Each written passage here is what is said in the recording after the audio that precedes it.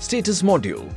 This is the status module which will enable the user to add details of functional and cognitive status of the patient.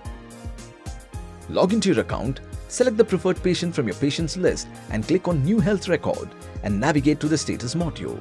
If the module is unavailable, click on the Show More button and select Show Status. Click on the Add icon available and select the preferred option from the drop-down list. Choose Functional Status to enter related information. The user can either search and select from drop-down list or from the database, or they can enter details manually to the description field. The status module is supported with the SNOMED code database, which is universally recognized medical codes databases. The effective date of the functional status can be recorded using the calendar.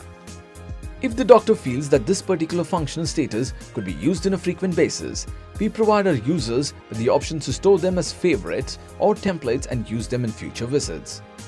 To save favorites, click on the Add as Favorite icon and click on the Save button. You can also use this Add Label button to assign details to labels from existing labels to create a new label. The same details can be stored to multiple labels and click on Save.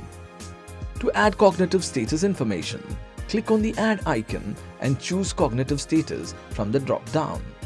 Enter the description and effective date information. You can also include this information to favorites.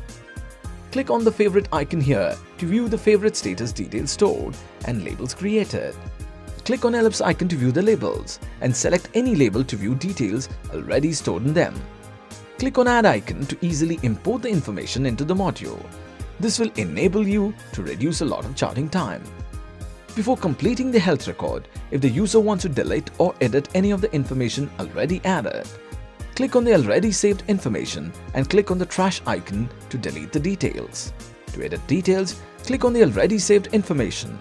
The status type cannot be modified. Make the other required changes and click on Save.